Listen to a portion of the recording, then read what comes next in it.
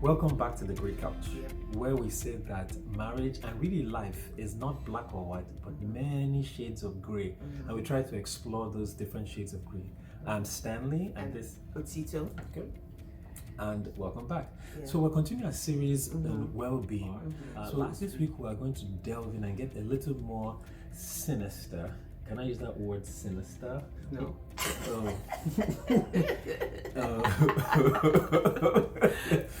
All right. Yeah. This week we're talking about secrets. And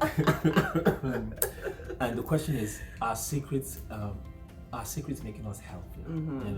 And coming from a family or a cultural context where you are taught, trained really, to keep your secrets in-house within the family, Essentially keeping your business in there and not out there. What now happens? What kind of complexities does this create when you get married to a spouse and forget that the spouse is not supposed to be in-house? I'm getting ahead of myself. All right, but there's always a story. Yep. Always a story to give context, and I will let Otito give that story. Okay, so I think it was about 2 weeks ago, right? A friend of ours came and was telling Stan that, wow, guy, I saw some work that you did. It was wonderful. I kind of knew that you had it in you. You were able to do that kind of work, right? And so the children were there. This becomes part of the story later. So I was like, okay, I didn't say anything. I'm just like doing my own work, and you know how guys kind of prop themselves up, right? I'm looking at them. So then when we got home later in the day, Stan said to me, Sister, thank God you didn't let out my secrets, that I wasn't the one who did the work. That you were the one who did the work. And so I said, why would I do that though? Why would I let out your secret? He said, well, but the guy was saying, I said, first of all, he wasn't talking to me, number one.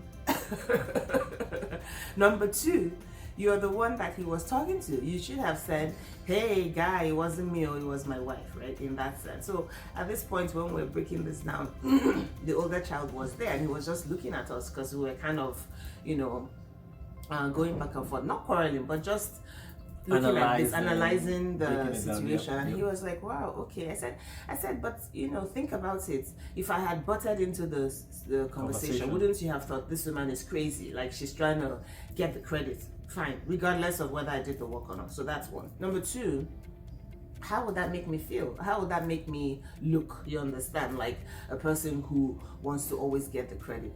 I don't care about that. I do the work, but to me, it's like the person that was being referred to is the person who needs to say, it wasn't me, it was my wife.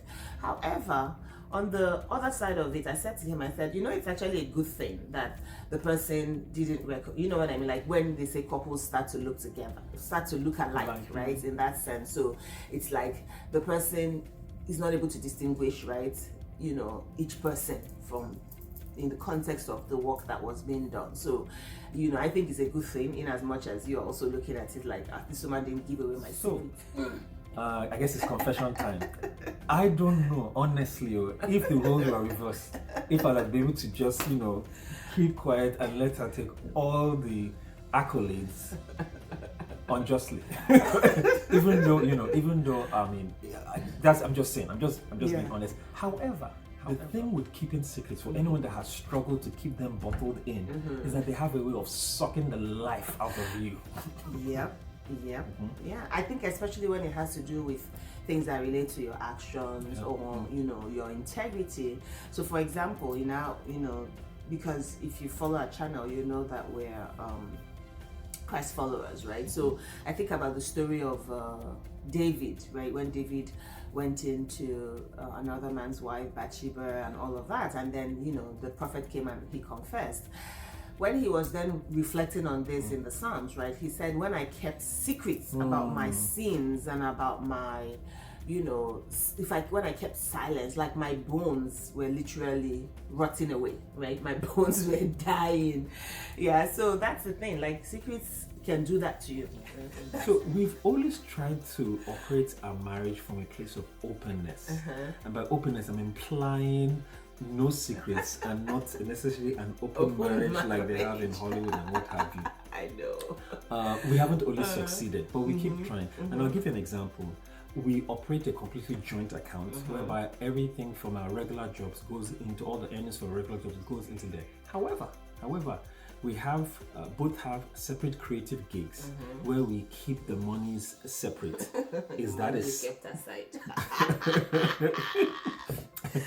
Is that a secret? Yeah.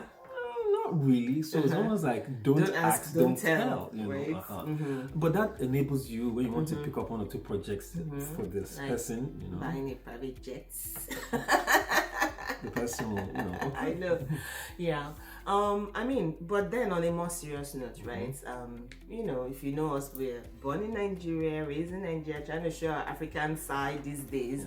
But I've always been known to tell Stan that, look, should in case my father pass away, I'm the youngest of all my siblings, right? Of ex-siblings. But should in case my dad passes away and some people come and say, oh, well, you know, we're your siblings, I'm not even going to bat an eyelid, right? Because it's like, hey, it's Africa, right? I've seen too many secret families, right, show up on funeral days or things like that. And in my own case, it's like, okay, you know, it comes with the territory, right? In that sense, it's a secret, so you're only knowing when the person dies, right? And then secondly, in my own mind, did we say something about monies and buying private jets? Right? If you have your own money, you're not going to be worrying about inheritance or whatever, right? When other children kind of show up. However, right, Stan knows me, and I don't know that he knows this. He knew this completely. Let me be honest, right? But now he knows. Now you know that I cannot stand being two-faced. Like it's just, I can't stand it. You know, in my bones.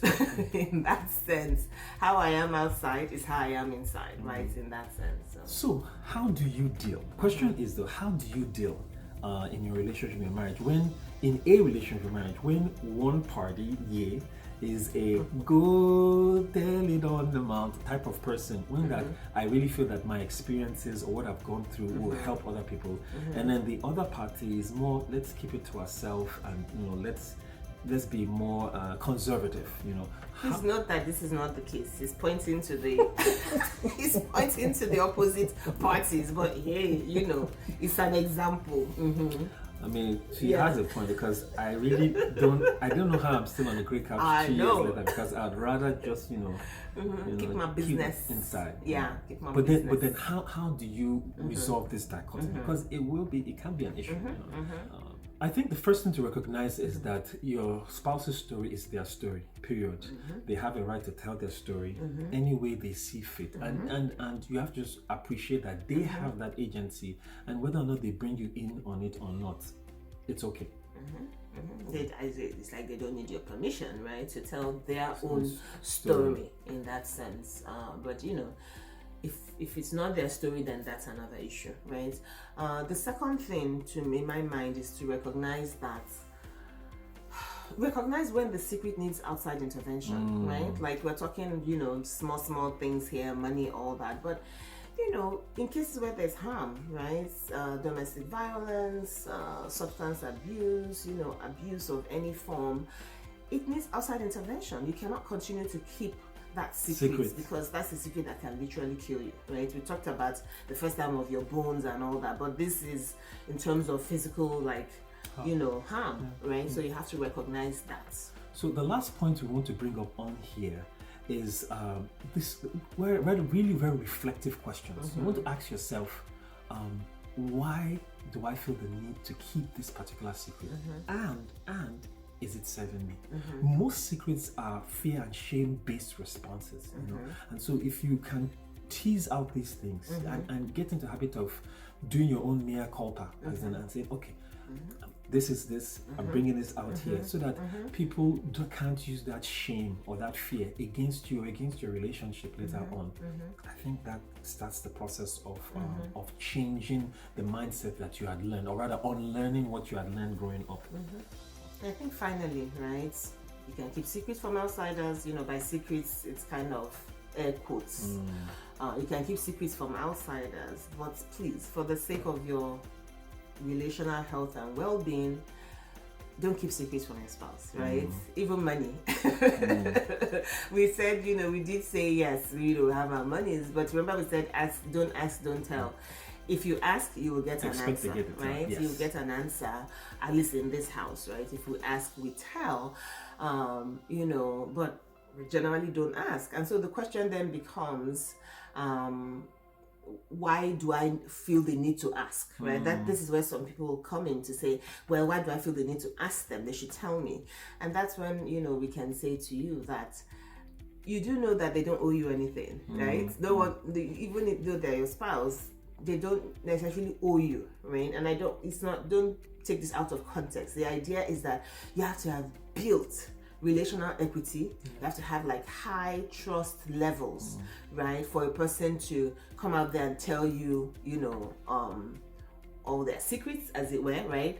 But tongue in cheek. But the idea is, for instance, how they say to women, hold your own money because you don't know what the man might be doing. Now, we don't necessarily, ascribe to that, but I see the value in that. I see the value because if anything went wrong, then as a woman, you're financially ruined, right? And so the thing is, they don't owe you to say, oh, I have all this monies. You know what I mean? In that sense. That's what you should do in a relationship. But if you haven't built the trust, or if you've broken trust in one way or the other, you have to build it back up. You are not going to be expecting things from them just because they're your wife or your husband, right? So she's talked about monies. I want to bring the other big secret thing, especially among guys, and that's issue of sex, be it pornography and whatever. Yeah. This is a huge relationship dampener and a huge secret, and it could be one of these areas where you need external help. We said some of these things, if you need external help, you want to go ahead and get that external help. We've learned, we'll continue to learn. And part of how we keep ourselves accountable is through conversation, good conversation, like knowing how to do those conversations. And so, yeah. And for more of such conversations, though, because these 15-minute spats are not enough to really tease out these things. We want to invite you again to our webinar. Our webinar on how to enhance relational well-being. If you've followed the past 3 weeks, you can see that well-being takes many forms, right? And we're going to go deeper into this in our webinar. And that's on April 13th. 9 a.m. Eastern Time, 2 p.m. West African Time, and the link is on there. So we'd love to see you guys there. From our couch to yours. Don't forget to like, share, subscribe, and if you hear anything on this channel that you think someone else needs to hear, just pass it over to them, right? Pass the baton. Pass it on. Bye for now.